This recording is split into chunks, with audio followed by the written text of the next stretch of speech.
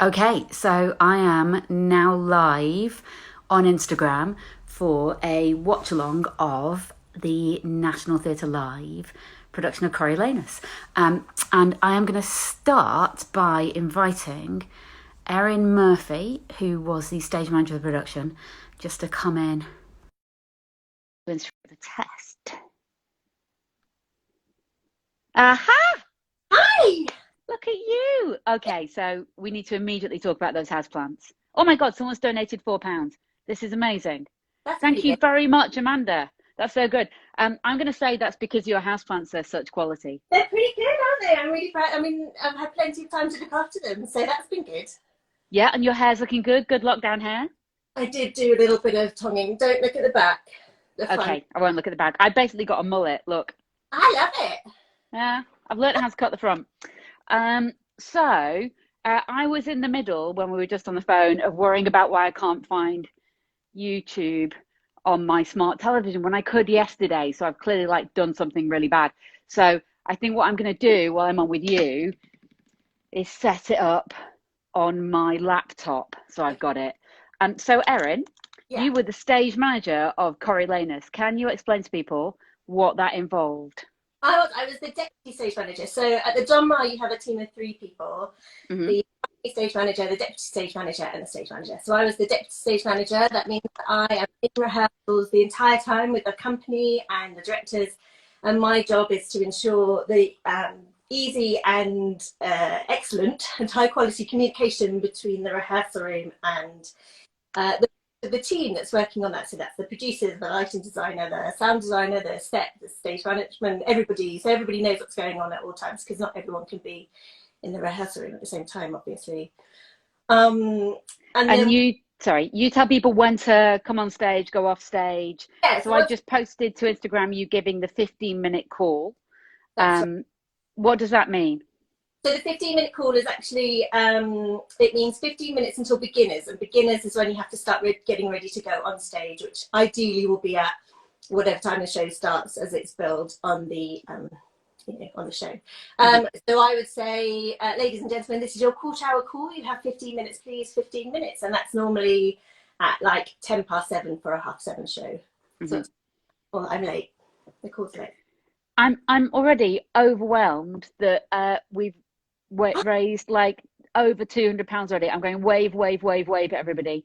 I'm new to Instagram Live, everyone. I had a practice yesterday with the amazing playwright James Graham, who's this house was part of the NT Lives. But this is my first go, so if I get it wrong technically, you must say.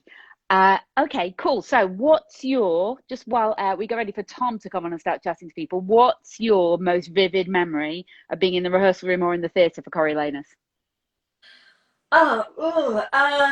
The fight, I think, is the longest standing memory. We rehearsed that in intricate detail. Like, Tom was such a perfectionist about it, and he and Hadley were just so professional and so brilliant in the way that they looked forensically at every part of the fight. And then on stage, it was really electric every night, not least because sometimes the sword would break, and we would Sometimes the sword would break. One evening the sword broke. I'm going to get that story out of Tom later. Yeah, the sword broke. like 3 times. I'd have to look back, but I think 3 times. Yeah. Mid Yeah. Nobody was hurt, but I did see it happen once, and it did a sort of, in your director's brain, it does a slow motion thing where it goes through midair. That was a thing. That was a thing. It's a scary thing. It's a really scary thing. Not least because, especially in the Donmar, the audience is what, 2 feet away from you. You know. Yeah. Yeah. Yeah. That's a good thing for people to remember, actually, as they watch this evening. The Don Mar only seats 251 people, 20 standing. And that means nobody goes back any further than 4 rows. So one of the experiences of watching a National Theatre live when it comes from the Don Mar, actually, you're pretty much in the same relationship as the audience is. Speaking as someone who has, since I directed this production, directed a couple of movies, the theatre's so small, you can't get a wide. So the camera can't come far back enough, or the cameras we use, to be able to take in the whole stage. That's how close you are.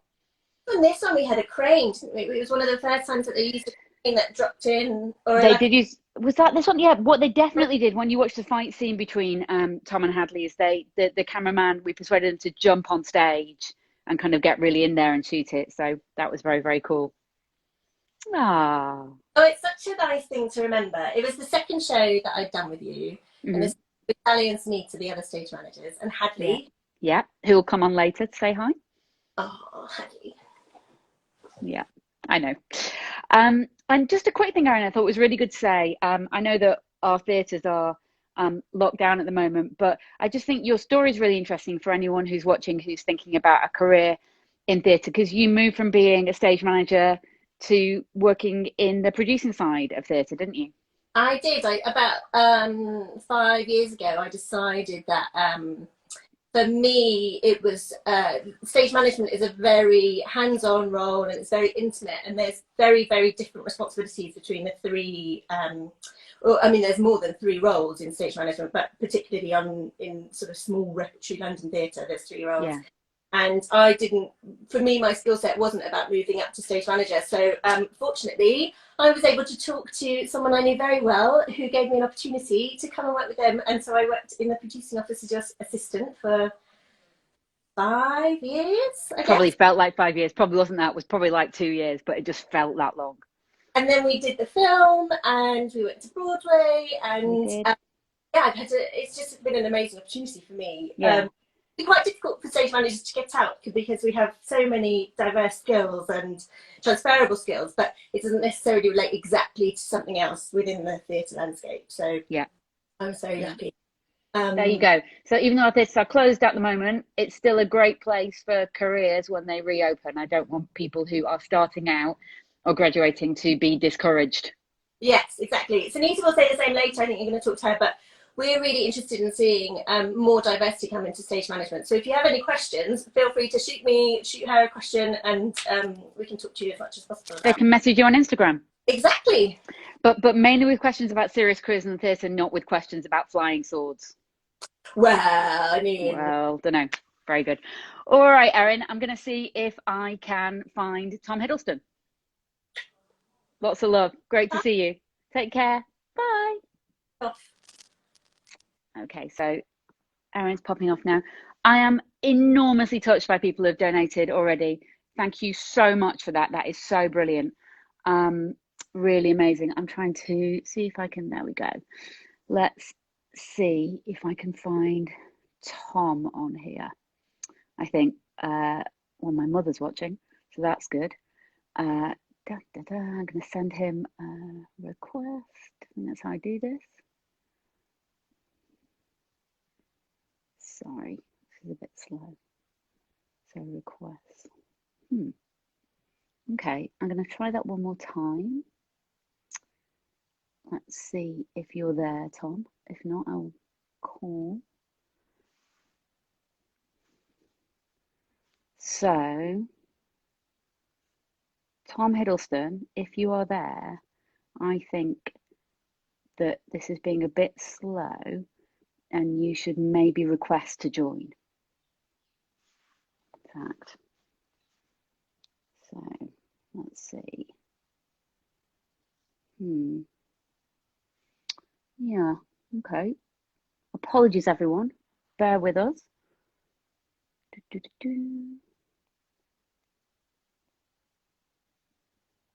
Okay. No, can't see it.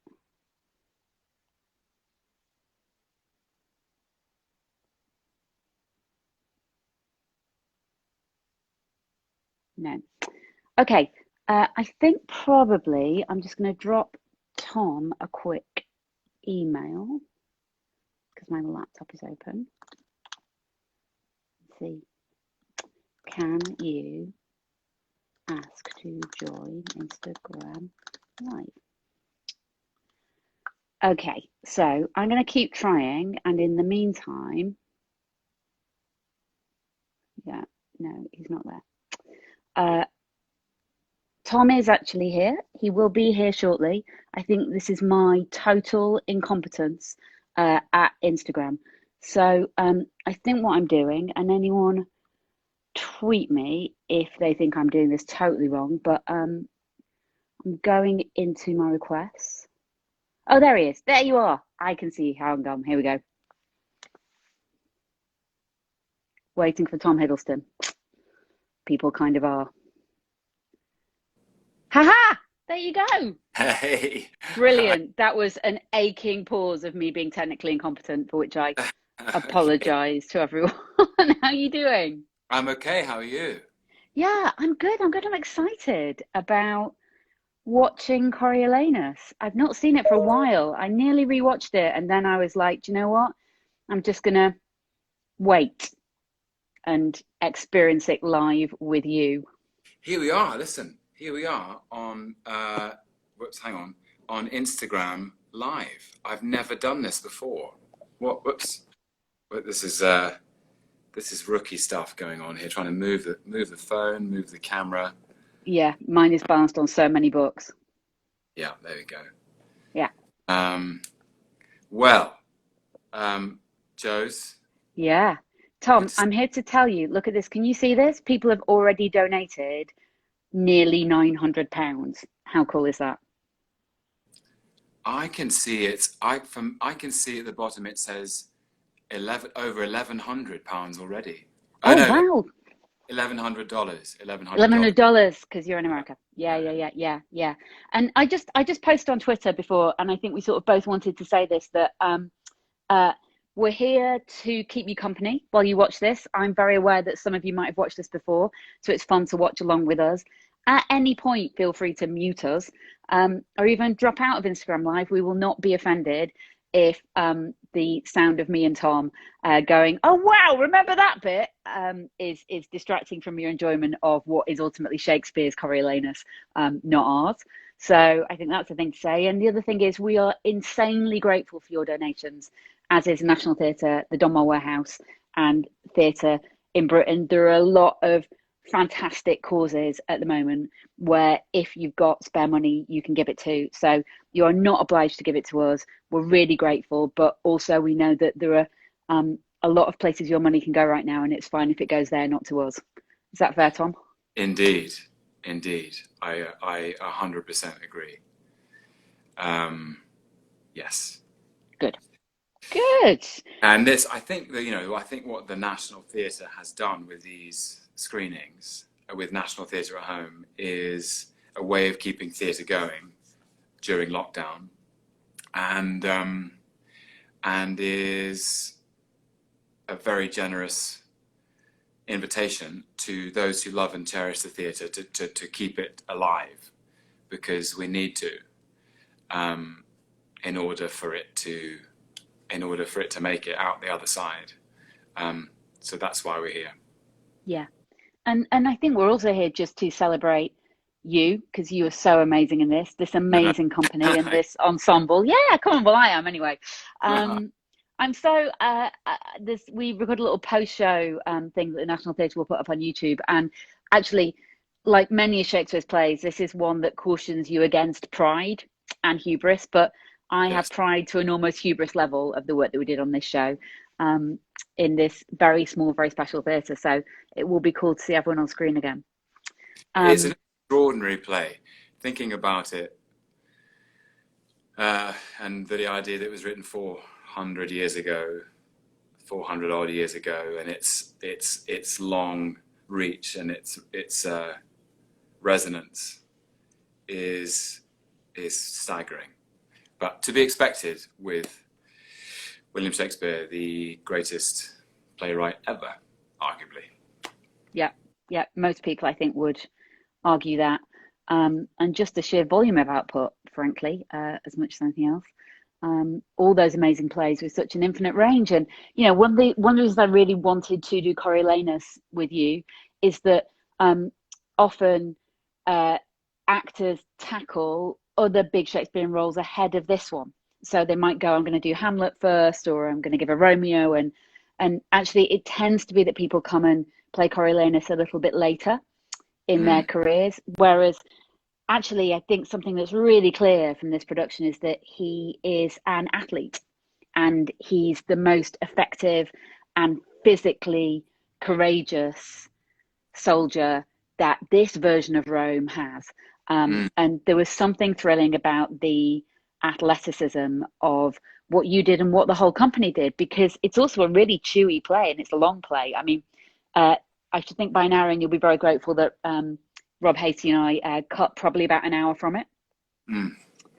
But it was physically very punishing. Like, we're about to see you go through a big old adventure, physically and intellectually, I think.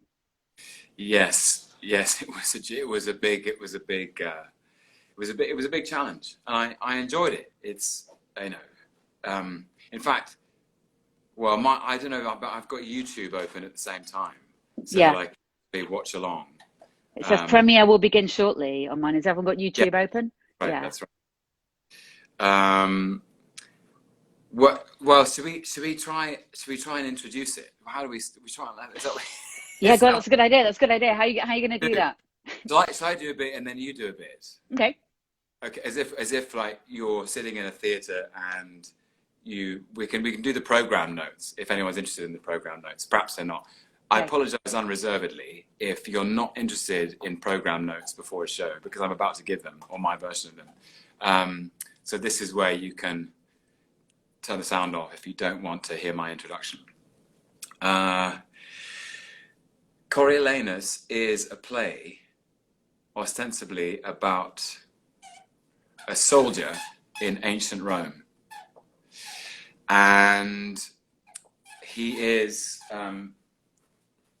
Is that Bobby? He is Rome's most courageous soldier. He is Rome's most fearsome defender. This is not the Rome of we've got 2 minutes, okay? Yeah. This is not the Rome of Julius Caesar or Antony and Cleopatra or the later Roman Empire or many of the ideas of Rome that we have in our culture now. This is a very early city-state in the center of Italy that is under threat from other city-states that surround it. And it is, as a democracy, it is still being born. And there is such a thing as a Senate, which is a governing body who make decisions and pass laws, and there is a marketplace, a forum, I suppose, and the people. And Coriolanus, through extraordinary military courage and personal bravery, is then persuaded to stand for high office and uses that misuses or abuses that high office with the clarity of thought that he uses. A soldier becomes a tyrant, a traitor, an enemy of the people, is banished, and has to suffer the consequences. 10 seconds to go. Wow, have you got 10? I've got 18. I hope we're on the same. I'm going to refresh. Tom, that was so helpful. I think that's really great. And the play opens, we should probably say, with Coriolanus Caius Marcius at that point coming out to quell a protest about grain. Yes. So the people are taking to the streets because they don't have enough to eat. That's true. Yeah. The Senate, I bet from memory, the Senate has... Oh, actually, there's a good message going on now from the National Theatre about the turbulent times we're facing. So we should take a moment to reflect on that. And some of you have already donated, and thank you very much.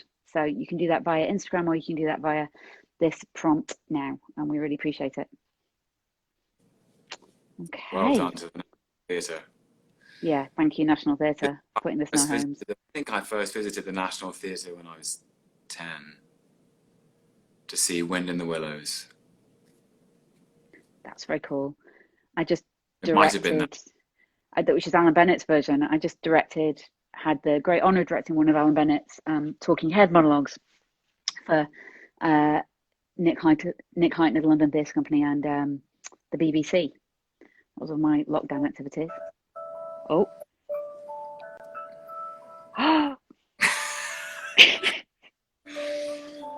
such a strange experience. So weird. This is so weird. Oh yeah.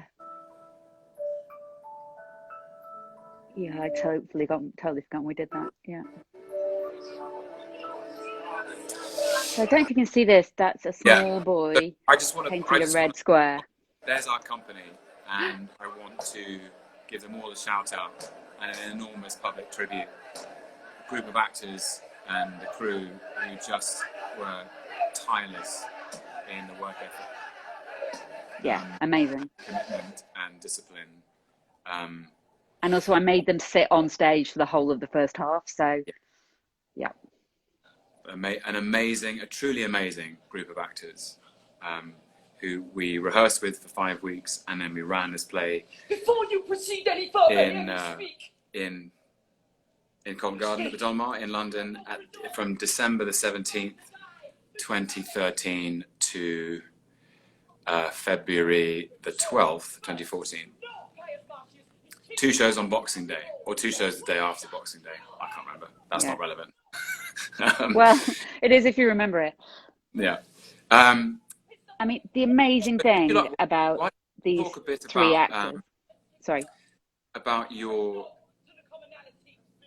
I think it'd be really interesting for people who don't know about here we are with the opening scene, and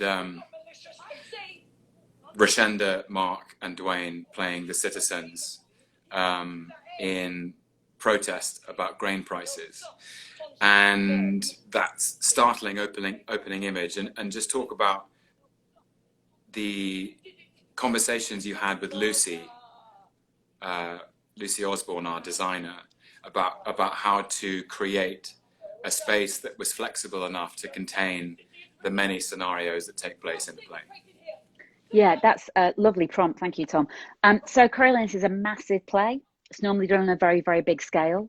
So one of the brilliant things about these 3 actors you can see now is they're playing the whole of the Roman people who are beginning this uprising. What you saw at the start was Dwayne graffitiing on the back wall. Lucy and I looked at a lot of Roman graffiti during our process of designing the show, and we found 2 things that were great. All of this graffiti that was protest, thousands and thousands of years old, and the other thing we discovered is that in ancient Rome, and you're a classical scholar, Tom, so you'd be better at this than me, but they would paint a bit like you can see here, red up to just above eye height across the walls, because it has the effects of a color of keeping people in this continual sort of throbbing state of aliveness, really. And so we took that as a kind of gesture for the set, and that is the actual back wall of the Donmar warehouse, which is this warehouse that drops into Covent Garden. So you can't get, well, if you got through that wall, actually, you would be in the changing rooms of Diesel, which is a shop next door to the Donmar. That's as far back as it will go. So to give you a sense of proportion, that's about 6 meters from the front of the stage that the actors stood in a line at the beginning to the back wall, where they're all sat in these chairs. And really the production, the whole of this world is created from Lucy Osborne, our designer's imagination, but in the simplest possible way, with 14 chairs, a back wall, a floor, and a ladder, and some paint, and that's it. So what you're about to see, I think, is, for me as a director, one of the great shared acts of collective imagination, which is a group of actors coming together to imagine this ancient Rome and all of these worlds that they need to create. At this point, I think you were running up and down the stairs front of house to prepare yourself. Yes, it was, because I remember being the only member of the company not at this point in the production who hasn't gone out on stage yet. And a strange thing of it's almost like before running a race or something. You're kind of just waiting for the gun to go off, and you know that once the starting gun goes, you're going to start running, and you're not going to stop for 3 hours. A kind of just an intensity of anticipation of just kind of trying to open your mind and limber up in, I guess, in a physical way and a mental way. Here and there he is. Here we go. There you are. Very difficult to. Who is that? Yes. Yeah, because Mark Gatiss as Menenius has just brilliantly. Wow, look at that is with the. No, who is with very different Heather. So Mark Gatiss has just managed to calm everyone down, and you're coming in to do the very opposite. Yes. Wow. Feels like a long time ago, doesn't it? It does.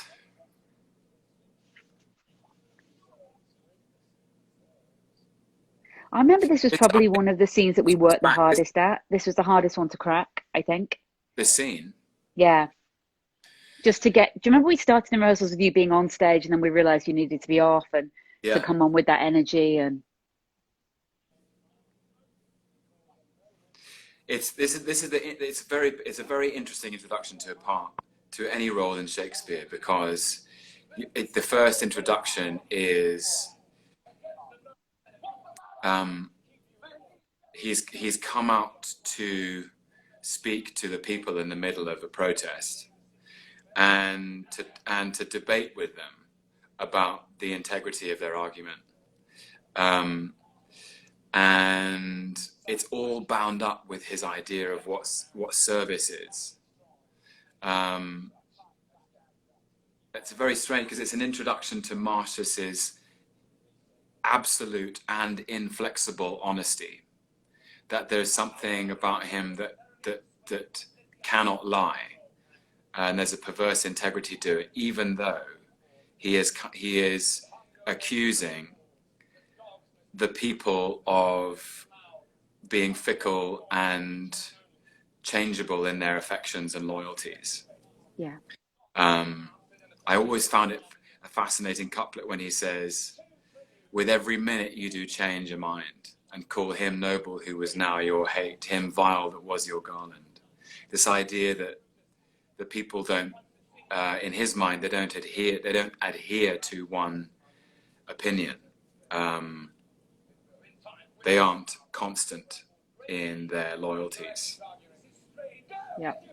And I think it introduces you to the idea that this is a play about democracy and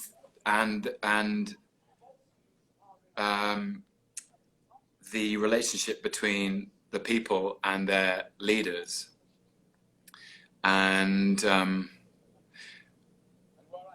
specifically in the next moment, Peter de Jersey, who plays Cominius, or maybe perhaps it's Alfie Enoch, who plays Titus Lartius, talks about the election of two tribunes of the people.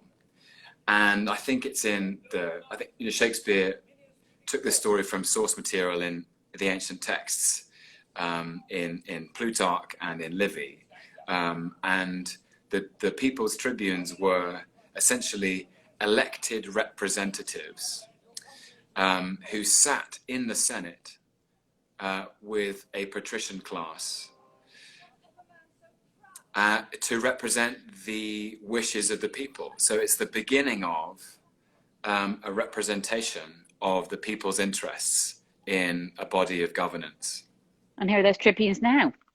If we're lucky, we might see Elliot Levy here on the left later with the biggest lockdown beard I've seen. I know that's a large claim, but yeah, if we're lucky, we're going to see a huge lockdown beard. So they are playing the tribunes, whom you mentioned. And Helen Schlesinger. Who Helen does not have a lockdown beard as far as we're aware. No. Helen Schlesinger playing a part normally played, we're saying, by a man, or written for a man. Yes, it's actually, do you know, it's worth saying this. It's interesting to think how much in the short space of time that I was artistic director of the Donmar, so from kind of 2014 to I stopped being artistic director about a year ago. a couple of critics grumbled about the fact that that part was regendered, and that just wouldn't happen now. I think people just take that in their stride and accept it on the whole. You know, it's interesting to think how quickly we move and progress, and things that upset people actually just become, in the great imaginative world of theatre, absorbed. It was considered by some people controversial at the time. Change is possible. Change is possible. It is. So here we are now in the Volscian Senate, which is pretty poorly attended. It would appear that there's the brilliant Hadley Fraser, playing your nemesis. It's also a peculiar thing. I think Shakespeare was curious about this too, that he finds in probably in his sources, is this idea of two people on different sides with such an intensity of mutual obsession, that they almost become sort of twinned or conjoined spiritually. Yeah. You know, I think Orphidius and Marcius understand more about each other than they understand about anyone else. Yeah. In some peculiar, perverse military standoff. Yeah. It's like, I sometimes think it's like there's really, you know, there's kind of cool, slightly early noughties car adverts where it's just two identical cars driving at each other, like through the Highlands or something. Yes. It's that kind of feeling. Yeah. And here's the amazing Big Idiot Sørensen, who plays your missus, Virgilia. and the legendary Deborah Findlay. Absolutely. Yeah. Yes, the great Deborah Findlay playing Volumnia, Marcius's mother, and so for me, this was one of the reasons I never forget when we first sat down for a cup of coffee to talk about this, probably 8 or 9 months before we started. I don't know, maybe a year before we started. Might have been. Yeah. I remember. Yeah. When I went away and read it very, very kind of closely, and this relationship between mother and son, I had because I hadn't read it before. I'd read a lot of Shakespeare when I was training, and I'd seen a lot of it because I was always curious about it and had loved it as an audience member, but I'd never read this. And this relationship between mother and son, I can't think of another relationship in his plays which presents this bond in such a complex way as this. Which is that Marcius is ferocious, fearless, almost indestructible. He has just an extraordinary power. Yeah. And nobody can persuade him, nobody can defeat him. Very few can touch him or even, you know, bend his ear. But his mother seems to be the source of it all. His mother seems to be the location of all his bravery, all his courage, all his overachievement, all his pride, his integrity, his honesty, his physical power, and it is kind of an amazing insight into this bond, you know, that Rajendra Sandal, who plays the first citizen, we were speaking over it, but in the first scene, one of the first things you hear in this play is he did it to please his mother. So already implanted in your mind is Marcius is somebody who's done some very extraordinary things, some very brave things, almost sacrificial things for the city of Rome. Why has he done it? Has he done it for the city of Rome, or has he done it simply to please his mother? Has he done it to make her proud? And in this scene, you know, you see Deborah introduce this idea that the blood he sheds for the city is something she takes delight in, which is sort of almost perverse. for a mother to take delight in her son's wounds, in his pain, in his physical pain, and to show him off, to go, look, my son's better than your son, because he has 27, I believe it's 27 scars on his body. Yeah. And the more scars he has, the more proud she is. Yeah. Tom, Tough love. I know, tough love. While you reflect on mothers and sons, I might drop you out for a moment, because Jackie Boson, who's in this scene, wants to say a quick hi. Let Jackie jump in. Jackie, jump in. But stay watching, because you'll jump back on after that, if that's okay. Jackie, I hope you're ready. If not, I'll come back to you, Tom. Okay, so what do I do? I just I'm gonna drop you. I don't need to say that personally, but just then re-invite yourself, and I'll let you back in. Before I go, I just want to say a quick thank you to everyone who is tuning into this and or watching online, or even remotely interested in what we did and how we did it, and I'm so grateful that you're interested and following and for your support. So thank you. Okay, see you in a sec. Bye. Okay, let's see if I can do this, Jackie. It's a little bit, apologies everyone, letting people back in is a bit complicated. I think one of the things that might help is if you weren't in the instruction of Coriolanus, you don't request to join. Jackie, are you there? No, I can't see you. Okay, who I can see while we wait for Jackie is Elliot Levy, who plays on the Tribune. So I'm going to see if I can get Elliot and his massive beard. Let's try that. Is that going to work? Waiting for Elliot Levy connecting. Elliot, let's see the beard. Hang on, I'm not Jackie. No, I know, but I can't find Jackie Boatson. Hey, listen, it's good, isn't it? You know what? It's not bad, actually. It's that weird. Yeah, sorry, you go. No, sorry. I've got Sorry, I've got lots of family running around and dogs and things. I haven't seen it since I was on stage, and it's really good seeing what the faces do, because when you're sat at the back, you hear the voices and see the backs of heads. Very good. Well done.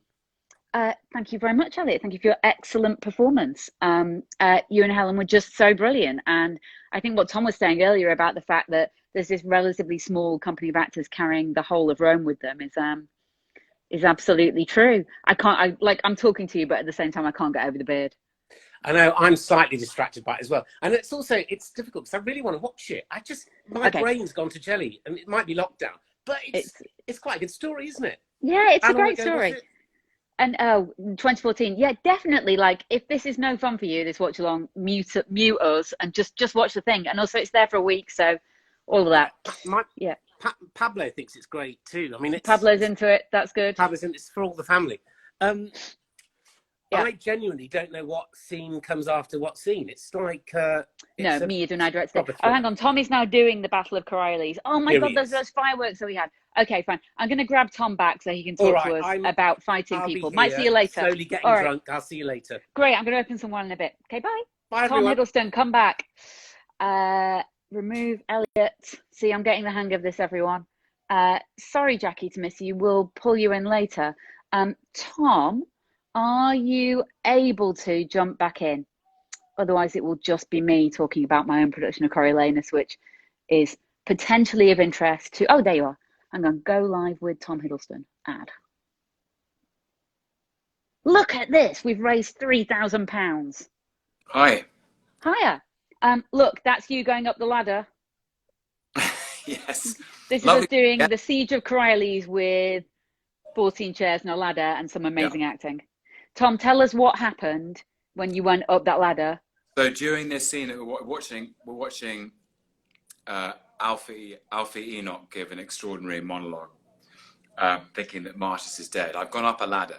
The Donmar is a very small theatre. It used to be a banana ripening warehouse.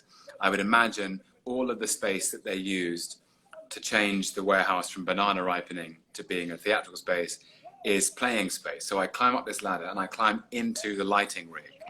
And then I crawl along the lighting rig on my hands and knees. And then down 2 fire escape ladders. And then I stand in a paddling pool while I stand like a mannequin while my armor is taken off by 4 amazing crew. And then I get doused in blood, and here I am. Are you here? I was slightly worried that I made the sentence look like an 80s pop video. What you're about, and here's Peter DeJozy vamping brilliantly while you're getting that. I mean, vamping, he's speaking Shakespeare, but I was talking to Rob Hasty earlier, who is now the artist. Oh, here you are. Look at that. Should have put Belinda Carlisle on, really. I would have started. It looked great. It looked great. Honestly, it did look great. Sorry. Look at that. What's interesting in remembering it is it was such backstage. It was such a mad journey because I had to unclip myself from a harness for health and safety. Because you clipped on to climb up the ladder, right? On to climb up, and it wasn't like I was being pulled up, but in case I ever slipped and fell, the harness would have caught me. Would have been a very strange scene. And then so I had to unclip myself from the harness and then to then scamper down these 2 fire escape ladders and literally stand in a paddling pool while my armor was taken off and the buckles were taken off, and then doused in blood. And sometimes what that story is that he goes alone into Corioli's. They lock the gates on him. Everyone thinks he's dead, and you need to emerge as if you were single-handedly taking the city of Corioli's.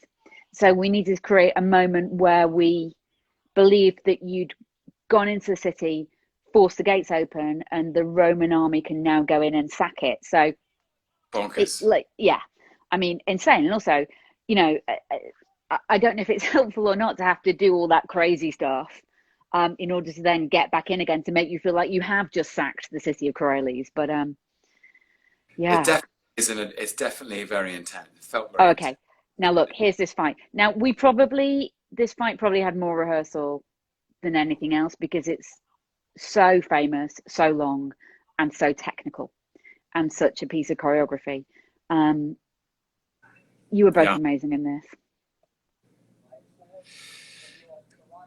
Erin was saying before, she just popped on before you came on, our stage manager, that it was a really important thing that you ran this every day, and her big recollection really is, you know, making this safe.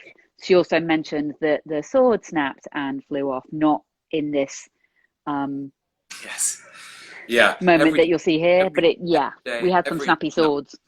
Before every performance, we rehearsed this fight, and we basically had 3 or 4 runs at it, and the first one was always walking through the moves, and then the second one was at 40%, the third one was at 80%, and sometimes we did a fourth one at sort of 90%. So just to make sure that the muscle memory was absolutely up to date, almost like you do a kind of mental software update every single day to make sure that you know amazing. Yeah. where the other person's going to be. Oh, it's gone hand to hand. I mean, I think that's like a really important thing to say about this, which is when you do something like this on film or on telly, not on the stage as it is here, you do it in little bits. Yes. Like, okay, there's some famous fight scenes where you go, that's handheld, and, you know, Paul Green fast forward, like, huge. But this is an unbelievably long piece of choreography to learn. Well, it is choreography. It's like a kind of a dance or anything that's choreographed, really. And it takes. You have to trust each other. And Hadley and I, you know, we worked on this for 3 months. Yeah. Before we started, with the amazing Richard Ryan, fight choreographer, who is an amazing fight choreographer. And yeah, he came and did Mary Queen of Scots actually when I did my first movie. He did the fights on that. It was brilliant. And the extra challenge of doing it in a theatre that's on 3 sides, Yeah. like a courtyard or a kind of a horseshoe with edges. And that changes your relationship to angles as well, because you can't, if you can't fake the distance. Yeah. And actually, Hadley and I had to be incredibly close to each other and trust that the other person knew that the next blow was coming and to get out of the way. And that's about rehearsal, that's about practice, that's about eye contact. In fact, it's always about eye contact. If you keep looking at each other, you'll always be able to respond quickly. Yeah, there's kind of an okay, isn't there? There's like an okay before I do. I mean, it happens at lightning speed, but you check before you go. Yeah. But my memory of it is it creates an extraordinary,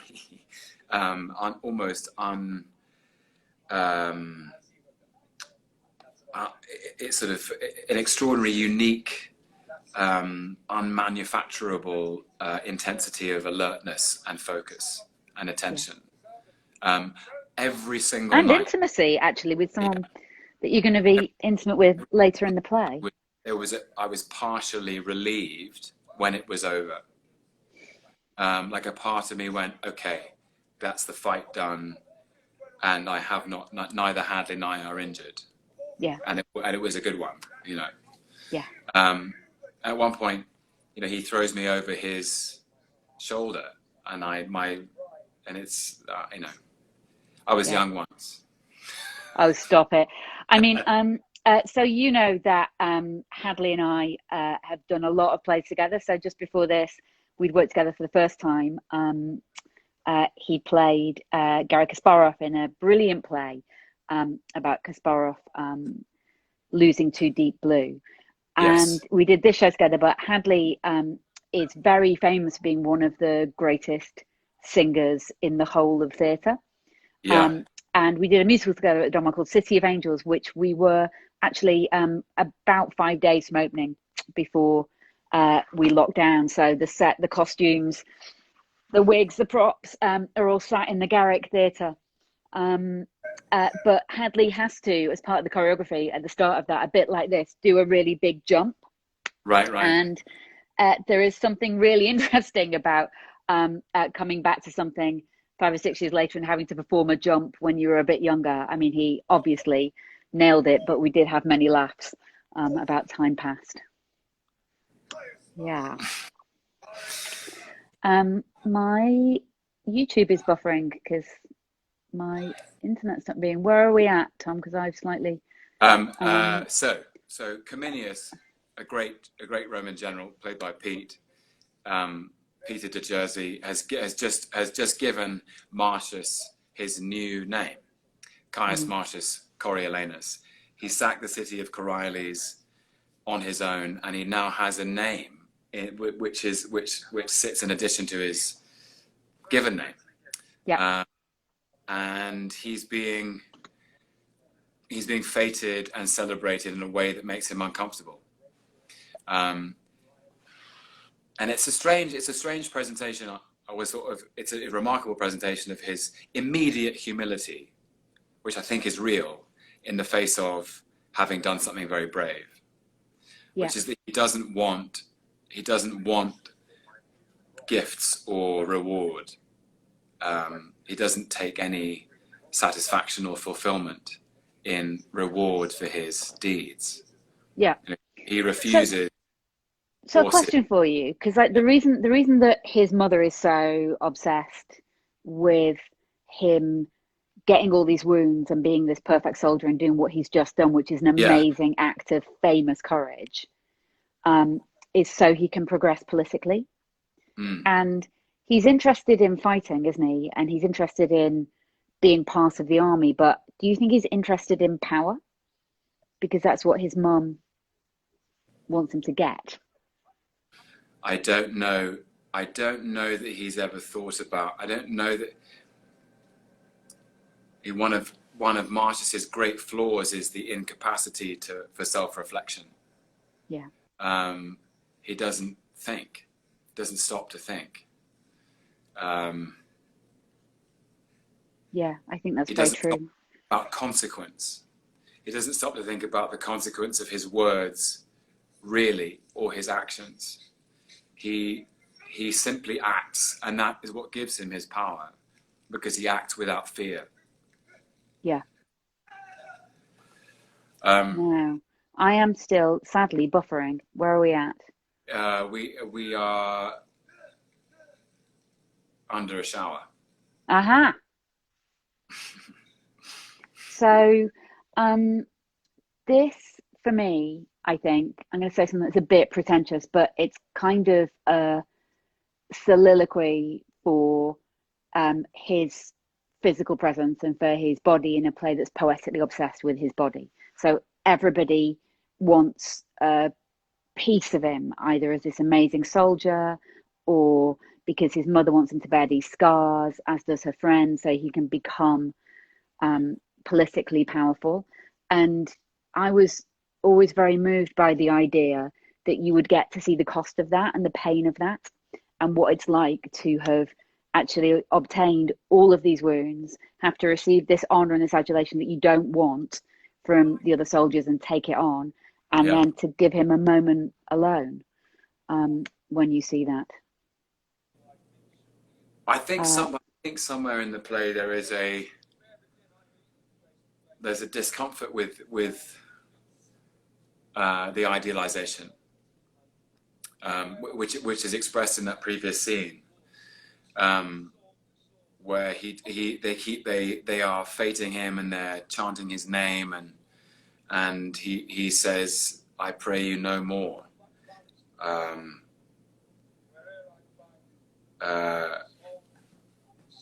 I have done as you have done, that's what I can. Yeah. Induced as you have been, that's for my country. He's trying to say, all I've done is what I said I would do. I don't need anything. That there's some pleasure for him or some fulfillment in the act of doing, not in the reward or consequence of doing. Yeah. Which I think is perhaps a very physical thing. Yeah, I think he lives in the physical, doesn't he? What is it Manoni says? His heart's his mouth. His heart's his mouth, what his breast forges, that his tongue must vent. And what I understand is that I think that he's been brought up to be honest and to be true to himself, true to his nature, by his mother. And now he's entering a phase in his life where, in order to please the people whose approval he needs, he has to be false to his nature. He has to say things he doesn't believe.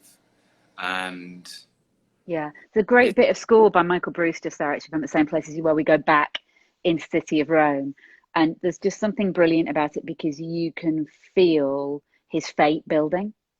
It's a brilliant score in that sense. It's just this piece of music that goes, what's coming up is really the body of the play after this victory. This is the act, as it might be in a lot of tragedies. This thing that seems great, this second Corioli, this is the thing that's going to propel him into his trajectory, where he becomes this tragic figure. I would say hero, but hero, a tragic figure, an anti-hero, a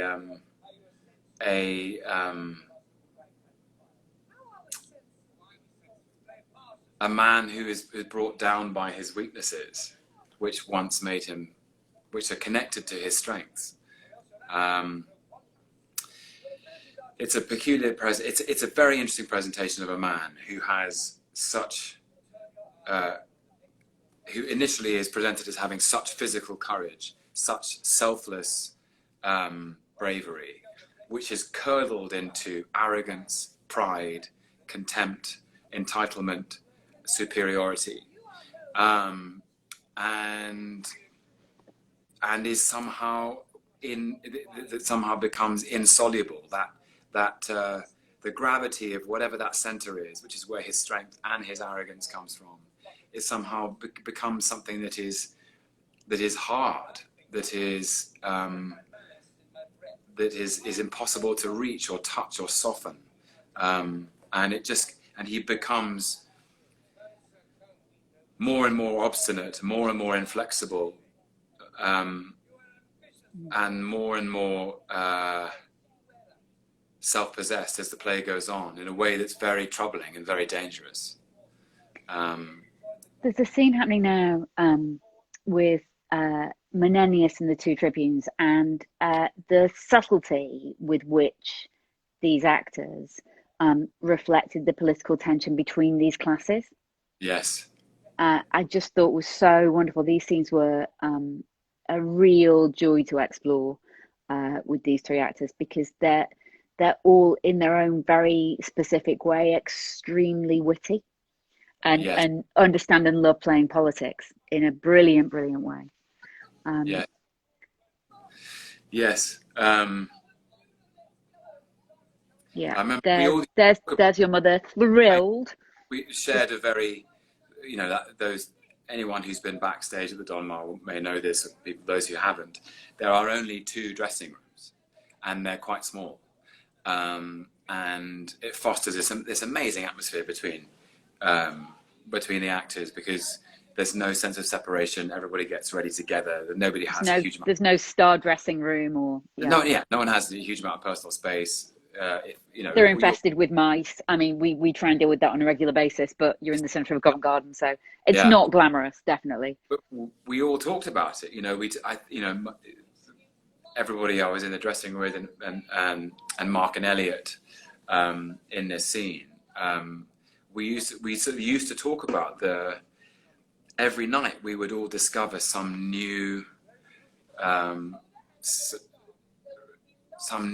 seam of political discourse about the play, that its complexity about how a society is ably governed, and that Shakespeare presents so many different sides of the argument, and Menenius, which I think is a truly great part, which Mark Gatiss is playing, is somebody who has dedicated his life to political service.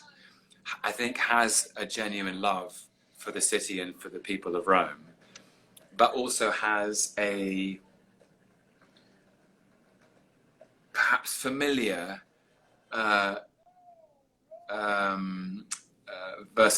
mercurial quality of changing the rhetoric or changing the tune in order to suit the mood of the time, which I think. Yeah.